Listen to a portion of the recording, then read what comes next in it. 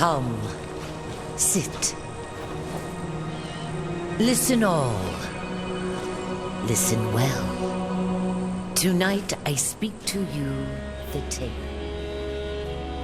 Chronos is a third-person RPG for the Oculus Rift, available from the Oculus Store, which was developed by Gunfire Games, and is an exclusive title for VR and Oculus.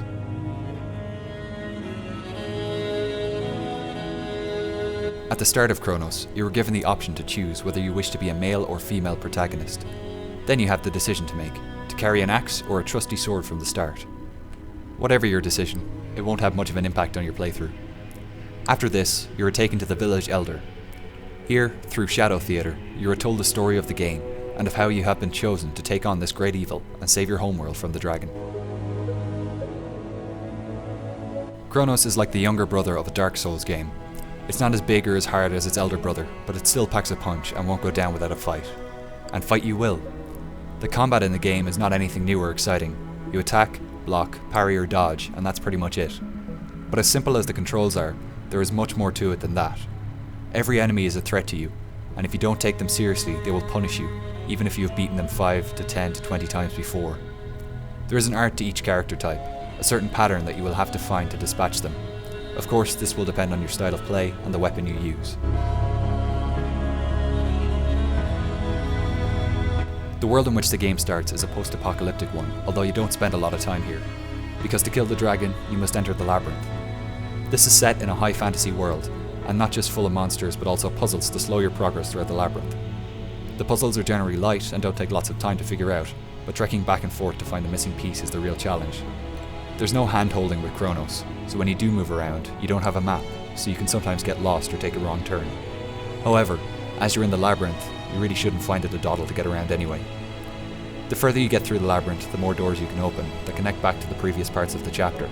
This will allow you to skip parts of the labyrinth that you've previously explored and avoid enemies that occupy the halls if you die. Save points are giant gemstones that you use to teleport from the outside world into the labyrinth, and also to move around through it.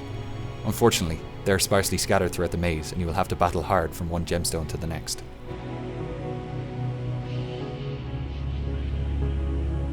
Chronos is an RPG, but for anyone looking for the next level of character detail and tuning that you would get from an RPG like Skyrim, you will not find it here. You have 4 attributes to work with: strength, arcane, agility and vitality, and you earn points to upgrade these through combat experience only. Your character will always be of a warrior class, so even if you focus more on the arcane, you will still be a warrior. Your weapons come from exploring, as there are no shops or mysterious strangers that will sell you a new axe for gold coins. All weapons can have their damage power upgraded by collecting dragon shards. There is a nice variety in the weapons you come across: swords, axes, maces, and my particular weapon of choice, a spear, although it is possible to keep the first weapon you choose and complete the game with it. There aren't any side missions either that you can spend time doing to build up your character's experience.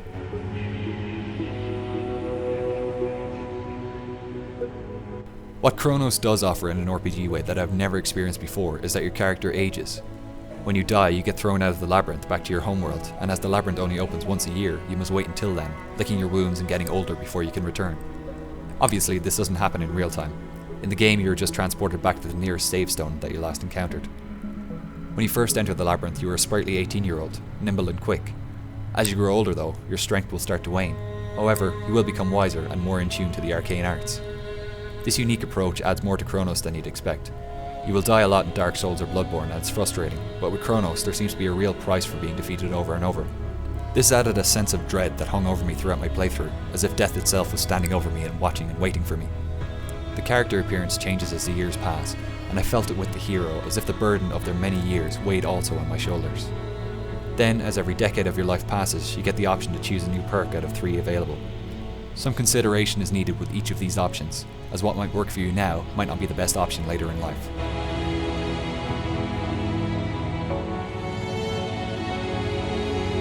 As for VR, Gunfire has built an exceptionally beautiful world within Chronos, and with the detail you feel as if they had crafted every stone from hand.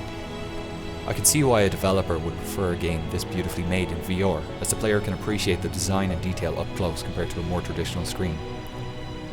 Aside from enjoying the view, there isn't a lot that VR offers here. Your point of view is at a fixed position in every area you walk into, as if you were a CCTV camera watching your hero throughout their journey. You can tilt your head up, down, left, right, and this will control where the camera aims. For a game that relies on being able to dodge and parry a lot, I found a few times that I would end up getting stuck behind an enemy as they blocked the camera, which was especially frustrating when you died because of it. I was constantly either luring an enemy to an area where I had a better view, or moving around the camera point of view to get a better position to attack.